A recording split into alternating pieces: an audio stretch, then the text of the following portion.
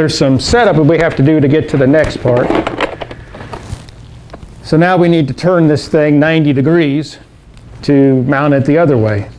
To do that, I need to get some marks on here. So this was the second purpose for this jig. So now I drop the jig on here, and it's 6 1/8 inches wide. But that allows me to put a marks, and I don't necessarily pay great, I try to get these blanks as good as possible, but sometimes you're working with blanks, maybe there's something missing, maybe you'd already had something like this missing off the blank that you're doing, so now you've got the opportunity to come in here, and if you had something like that, you can make your adjustment, a little bit to the left or the right, but decide what looks like is probably going to be the best thing to do for this one. So then we're going to get us a mark on this side, and a mark on this side. So that's going to be our 2 outside marks at this point. And then what we need to do for that is go ahead and spin those to the other side, because I'm going to need them over there.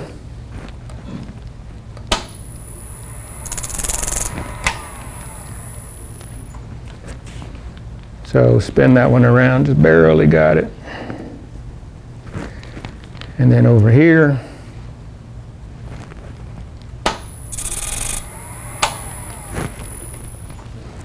so now I've got those marks on the baseboard on both sides. So then we're going to come back in there, and now that's about 6 1/8. So I'm going to go 3 1/16 to get my center point. So this is some of those measurements that you need to get them as accurate as possible in order to, have this thing square. So 3 1/16, and then once again, let's mark our 3/8.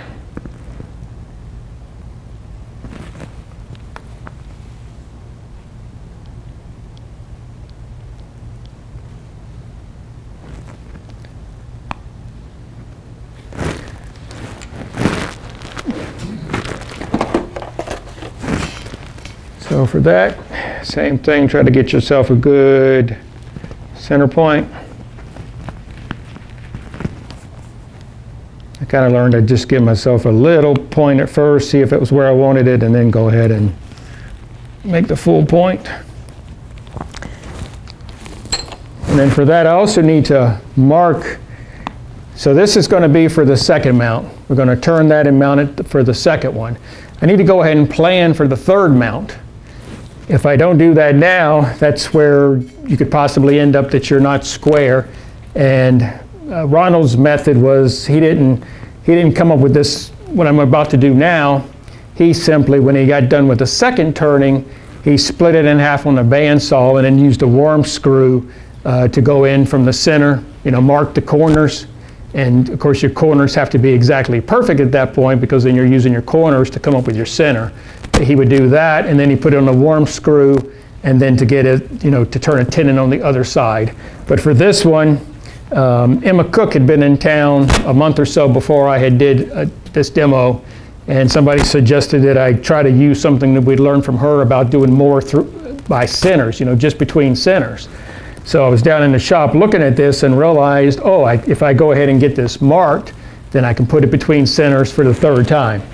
So to get that marked, what we need to go ahead and do is spin that line all the way around.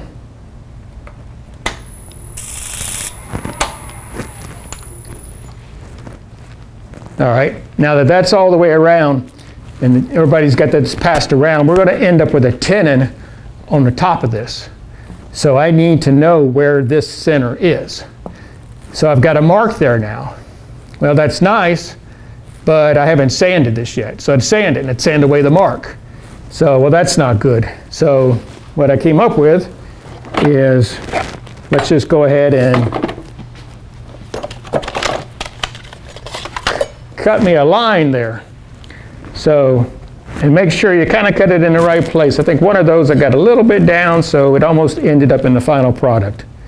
But if we go ahead and just cut this here, now this is going to be in the tenon, so this is eventually going to get turned away, so no big deal. Cut it deep enough so you're not going to sand it away. You need that for later. So just make sure you get that mark in there.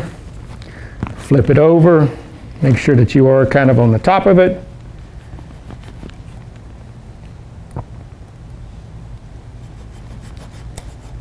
And I'm not going to do any sanding today. We'll talk about sanding a little bit.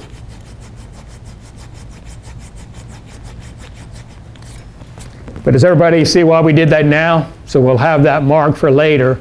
And that mark is about as perfect as we can get because we're between centers now. You know, we believe everything is as parallel as possible. We've got our other centers marked, so it's a good time to go ahead and get that drone on there. Now for sanding these things, I use sanding blocks. My dad always had these. My dad was a carpenter, so he always had these sanding blocks around. So I use that now. You know, you take this out of the way, and this is easy sanding. Pretty much it's sanding, but since I want to keep this as straight as possible, I use a sanding block instead of rotary or something else to possibly mess it up. So use the sanding block. Keep your fingers clear of these edges here. So make sure you've got a longer sanding block. But this is somewhat easy sanding because it's not interrupted or anything. Pretty much this would be a complete cylinder other than our missing bark at this point. But when we turn it and do the other one, then that sanding is a little more fun because it's a lot of interrupted sanding at that point. But go through your grits, you know, whatever you've decided. You know, that handout kind of talks about that. Pick the sandpaper that matches your tools and your experience. You know, I've started first coming to the clubs, people talked like you needed to start sanding at 400 grit or something. And, you know, I definitely didn't start sanding. Maybe that was Tom said that. So I definitely don't start at 400 grit. So whatever you start sanding at just matches your skill set, matches your tools, but you'll know that. So, all right, so we've got that marked. So we're ready to turn this thing between the second axis. That was the first. You completely do sanding. You possibly go ahead and do your finishing because this is the last time you're going to be spinning it like this. So you would sand this and finish it. Yes? What is your finishing choice? Those right there, all of those are just the Yorkshire grit. So I didn't really finish those. I don't so much have a preferred one. Some of those were lacquer. I sprayed lacquer on that. I tried that a little bit, but I haven't really developed my own personal finish. I'm still working on that. But do you have a favorite? It varies with the project. Yeah.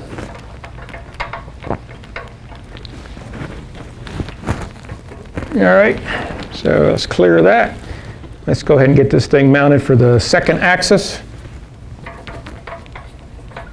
On the handout, it's the second mounting.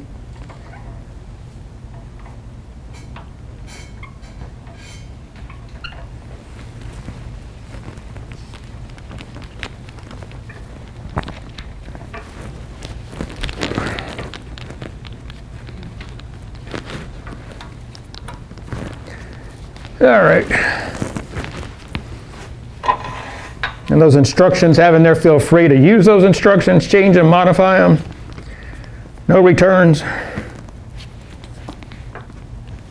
But let me know if anything in those instructions is incorrect or doesn't make sense. All right, so we're going to do exactly the same thing.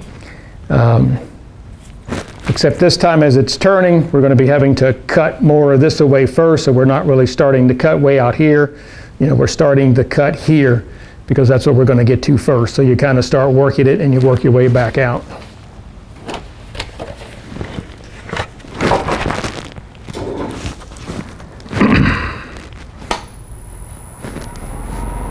A little fast there. Should have turned it down first.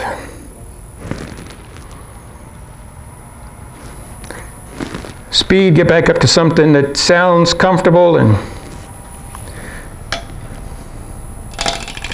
then same thing, going to just be watching that upper edge as I start to cut.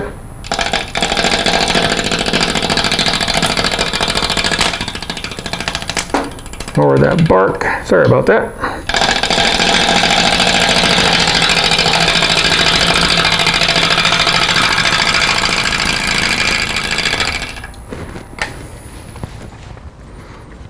I think we're done with just about all the bark.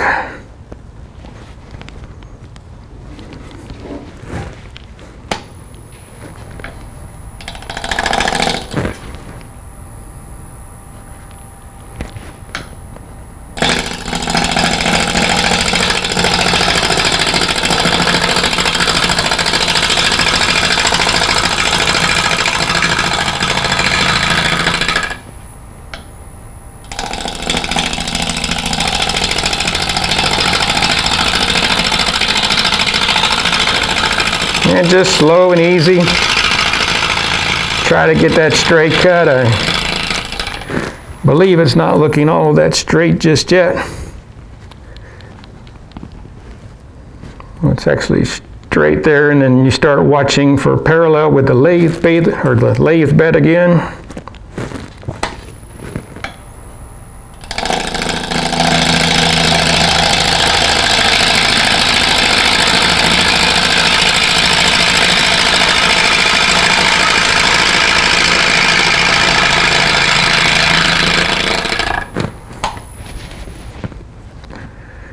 And just checking to see how we're doing, because you need to, be making adjustments as you move forward. Don't wait till the last minute to decide that it's not parallel.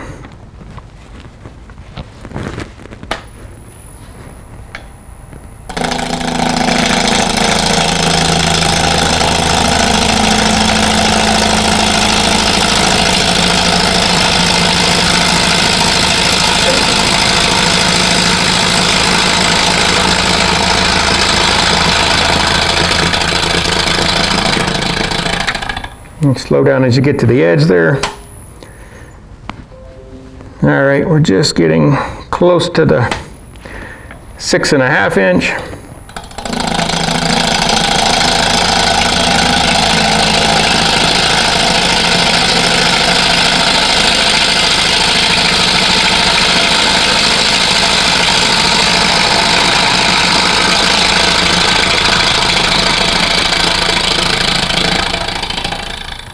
And you can kind of tell as you go across there, you've got interrupted cuts now, because you're cutting here, and then you're cutting air here, and cutting, so you can kind of tell that.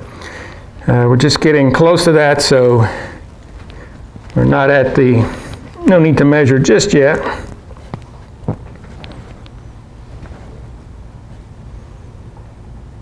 And I've probably said it a few too many times, but you want to stay lined up and start to watch that line to see how you're doing. And it does look like I'm needing to take more off of this side over here. And yeah, I can look up here and even see that now too.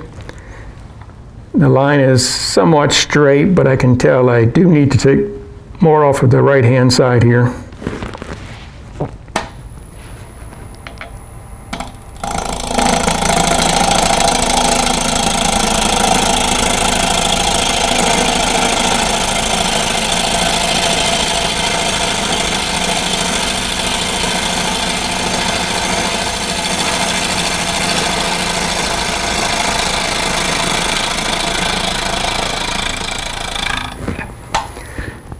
Let's check and see if I've got that corrected. So, yep, that looks better.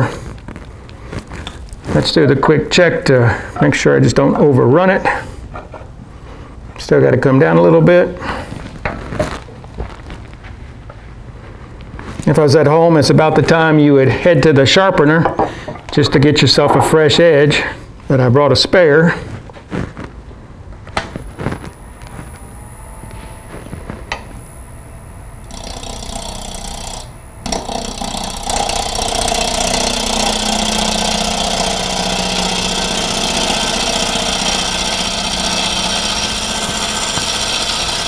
And just slow and easy across there. Pay attention to the horizon.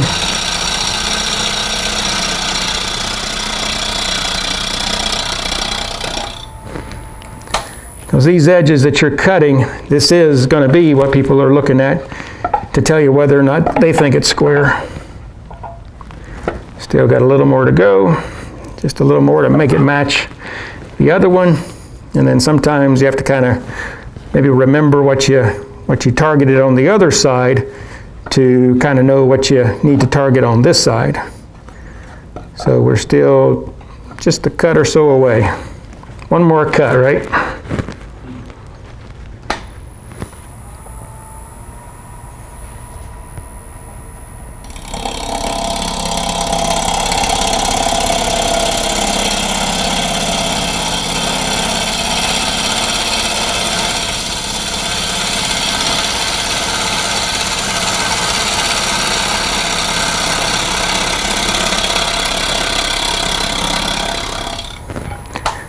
Was that enough?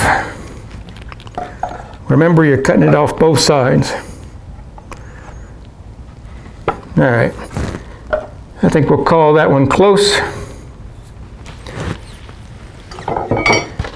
Now this is where I'd kind of learned in the past. I didn't have this trick before with cutting the line, and I'm going to go back and cut the other line.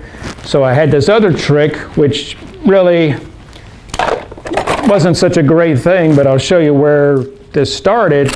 Was one trick was to put tape to try to line up that ridge here and line up the ridge on this side, and then do that crossover here and call that the center. Not that it's completely off, but that wasn't as perfect as this method, I don't believe. So that was, I did the tape method a few times before I came up with this one, but in between the tape method and this method, I put a hole in the center of this board here. So I thought, well, you've got this, that should be easy enough that you could center this and then punch from the top and get your center. Well, that didn't pan out. That just wasn't a perfect thing either. So, but you try things. You have to try this, try that until possibly you find what you do like. So, all right. So we've got that turn. Once again, this is where you'd start doing sanding. But now that sanding is going to be a whole lot less fun than it was the first time, because you're going to be sanding and it's going to be sanding air and bumping back into this, so it's just not as fun, and I won't put you through listening to it. But can you see where we're heading with this? That we're developing two edges here, and if everything is lined up, it's pretty good. I'll say it's good. So, all right, so now we have to get our center, and it is one thing here. This was our center point, and just about turn those away. So I could have marked that earlier, but we kind of need to know where that center is. So once again, that's, like I said, I was targeting 6 1/8. So yeah, we'll go with 3 1/16, which puts me right there where a little bit of the point was left. So let's go ahead and get that line around. So now we have the line there. Then back to the saw, because we want to go ahead and cut this in, because at this point you want to go ahead and get this marked and get your center point there. So that is our center point that we're going to use for the third mounting between centers.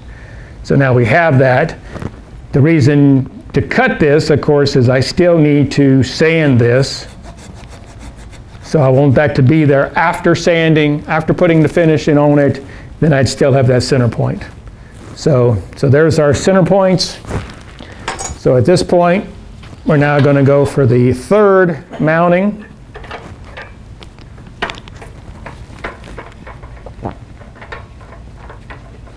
So now we're actually going to flip it this way. And with those center points, I should probably kind of make a center point other than just the cut at that point. Let's just set it over here. Hey, another use for that jig.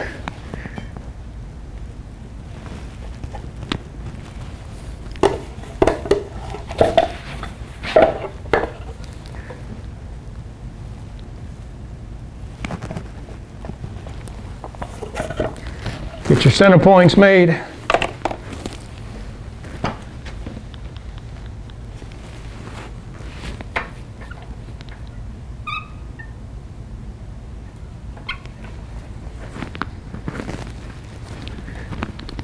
All right, so now we need to get this thing so that we can mount it as the individual bowls.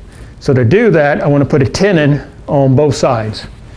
So I know that my chuck that I brought is the 2-inch chuck, and I know if I use the right pencil that I have and I stand this carpenter pencil up on its side, and that's about where if I use that, target that, my 2-inch chuck will fit that. So I want to do that on that side. On the other side, I just eyeball it. But now we want to come in here and cut the tenon.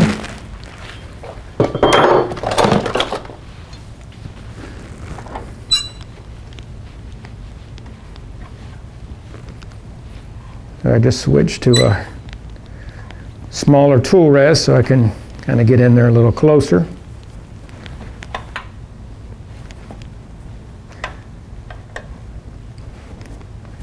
Just make sure I'm not taking off the edge.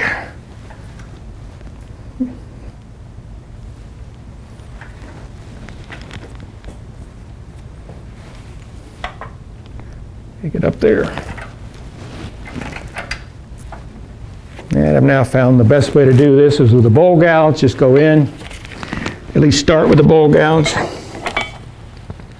So switch to a smaller one.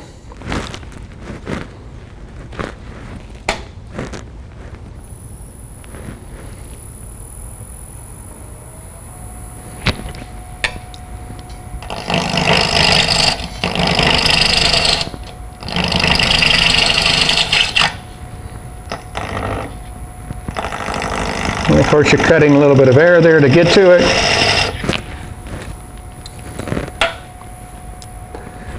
Did I mess up the camera? Too much light?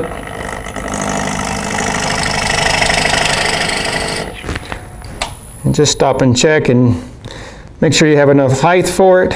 I think we're good on the height. Mine's a dovetail. I actually brought both, but we'll go ahead and use the dovetail. So I'll just, one thing I use a skew for, it's about the only thing. I can just get in here and make myself the dovetail, and I usually make too much of a dovetail. The angle really isn't that great. I think it's somewhere between 8 or 9 degrees maybe. So I just get in there and just clean up that.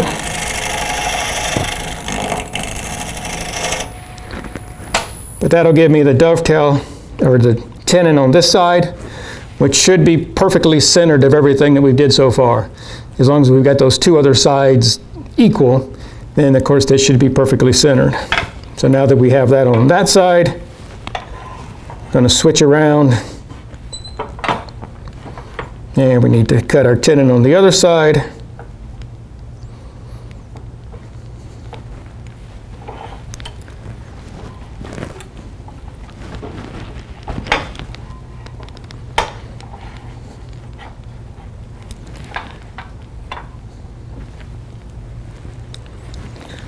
And this is where Ronald, when he did his, he had already had this off the lathe, and we've already cut this in half with the bandsaw. And then he would, like I said, he would have taken those two pieces and then put them on the worm screw. So this is, you won't see this in his video.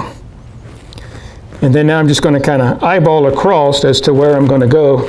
You know, it'd probably be better to measure it or come up with the right thing, but it's, you know, I'm targeting somewhere there for that 2-inch. And of course I can measure it too, but not as much fun. So same thing over here.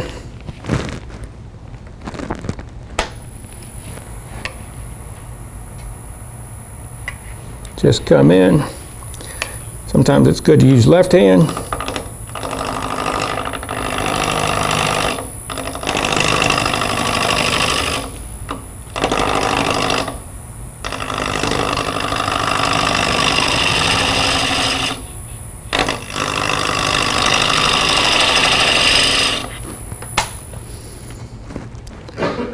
That's a little bit larger than the other one, but it doesn't really matter, other than the sense it just needs to be tall enough.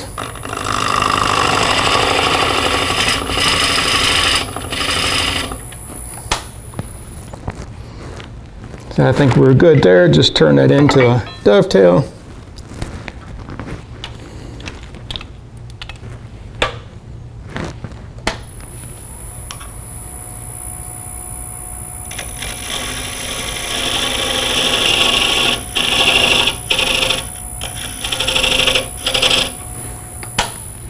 All right, questions? Putting everybody to sleep.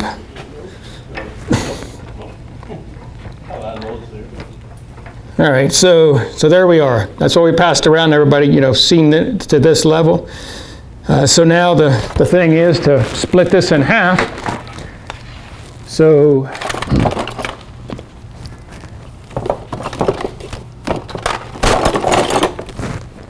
take a hammer.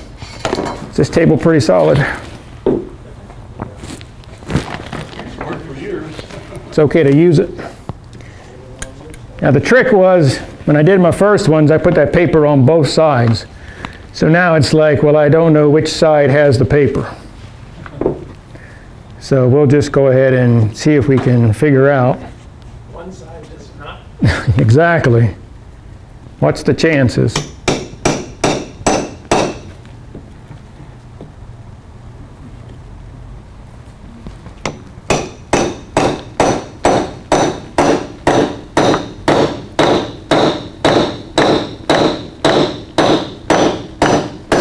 There you go. Hey! So with the paper, and maybe the bag would be better because it doesn't leave much paper on there. So we'll turn this one, but there's what we turned today. And there's a little bit of paper left. So now we're down to where we actually have the bowl. So now we can go ahead and get this mounted in the lathe to turn it to a bowl actually. So does that seem like a lot of work to get the blank made? So, of course you could have it, partly finished. The outside's all sanded. You'd already have your finish applied to it. So it's not that it's really, that much more time. So then, of course, we need a chuck.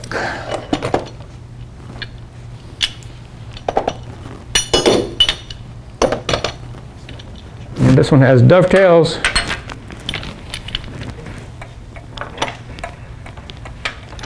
Thank you, sir.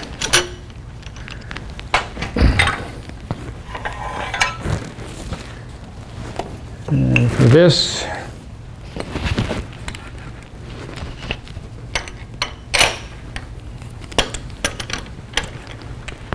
if I did it right, it'll fit. If not, I've got to back up. Take and press in the center, and then tighten it up, spin it around, make sure it's good and tight.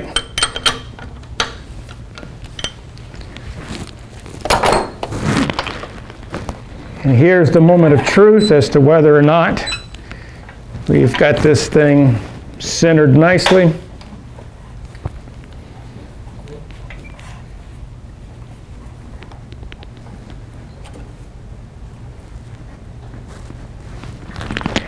Make sure we don't take the corners there.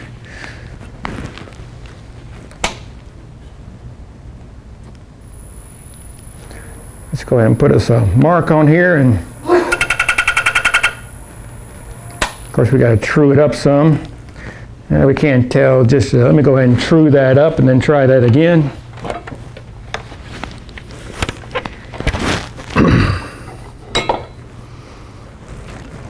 But now to true this up, you're going to be cutting air, so it's an interrupted cut here. Plus you can't exactly see it, so you have to kind of, what I do is come in here and back off of it. And then once I get out here, you'll know, and then you just move a little bit and then go back in so that you can get this cleaned up.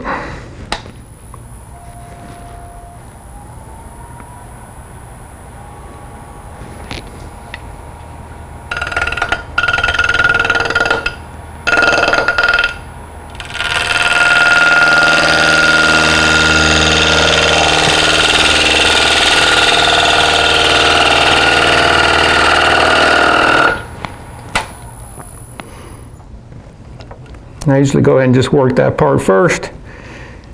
It's looking good other than a little bit of a defect there. Oh yeah, that kind of goes right through there, so that'll make an interesting one. Let's go back and just check, so kind of pick, maybe my reveal, will at least start there.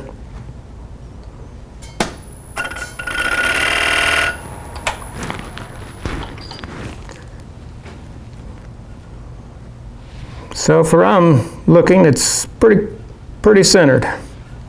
Does it look the same from out there?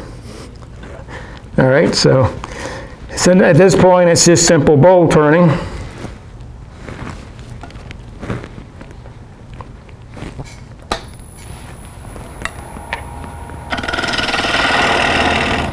You could take and drill yourself a hole if you wanted to. You know, you've got so much depth here, I think it's about 2.5 inches. You could set up and, you know, drill a particular hole. If you were trying to make 2 exact match pair, maybe you'd want to do that, but we're just going to go for it today.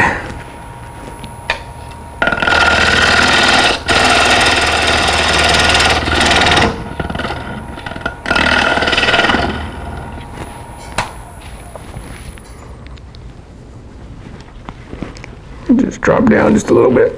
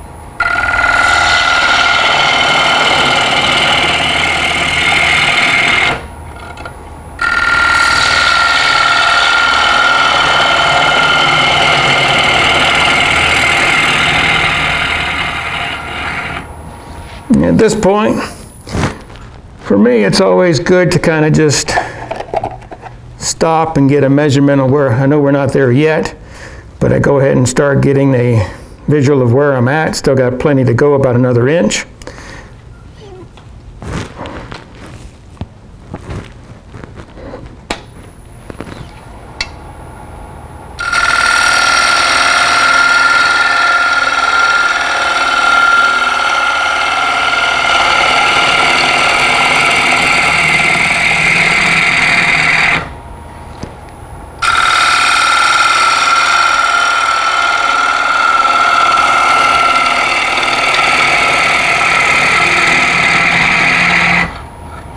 Just try to form that curve. And we're doing okay there for the curve. And move in just a little bit. Oh, not that close. Those corners will get you caught on something sometimes, so. Your arm? Yeah, your arm too, that's true. Wouldn't want to I have done that. just bring that back out.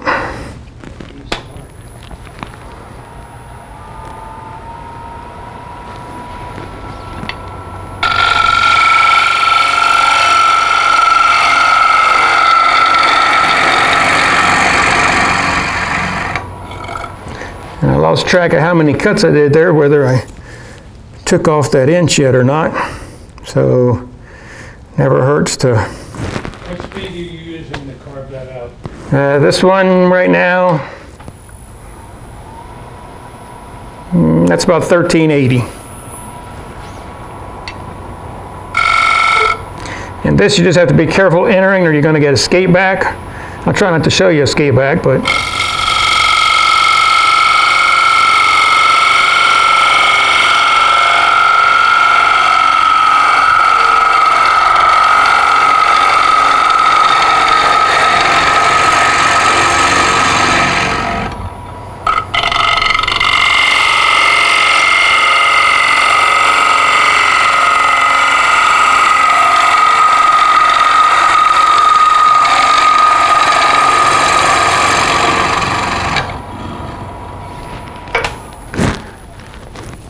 Once again, I don't want to take that.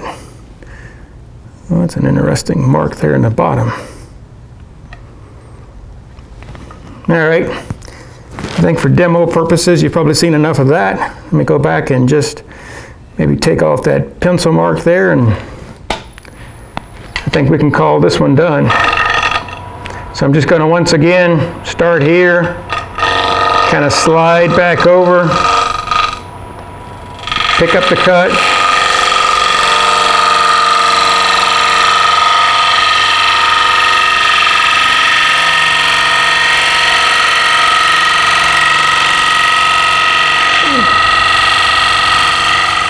And maybe at the end there, I'm just going to round down a little bit. And then, of course, at this point, it's sanding and finishing and little CA glue for that knot there, but I think that's pretty much what I wanted you to see today. Hopefully you got something out of it. So, Okay, Tony, how are you separating these two now? You got the paper on this side. I just turn it away. Oh, okay. Just waste it. Say, I would put it up against my table saw and just have it cut 4 sides and then get rid of it. But yeah, that's good. Just more practice. Yeah. Yes, sir. When you're finishing off at the very end, you said you're gonna take out the pencil mark. Do you ever worry about knocking off the tip on the square coming across? Yeah, you can definitely mess those up. I haven't knocked one off. That the thing that does happen, you'll see some of them, is you don't end up with a perfect flat surface here, because you kind of tend to come in and then take out, or you either tend to go this way. I haven't knocked one off yet, but if you were to catch it with a gouge. So you're better off coming in from the outside to the inside? It works best for me, to kind of back it back off and then go back in to pick up that corner. But you kind of have to back off and then know where you're at and just move just a little bit to get back and pick that cut back up, rather than just blindly trying to come in and not have that reference of where you were. I worry about that tip. Yeah. And then sanding would kind of sand this over, and you could go thinner on this as well. I think some of those I went thinner. And I did do that as far as, I was curious, turn this down, so that's the 6-inch one, and then I did a 5 and a 4. I was going to do the whole range, all the way up to 10 or 12, and my lathe goes to a 24, so I'm really picturing, what does a 24-inch one look like? But I haven't decided to do that yet, but that's the show for today, I think. Any other questions, or? No, that was great. So, Great job. all right. Tony.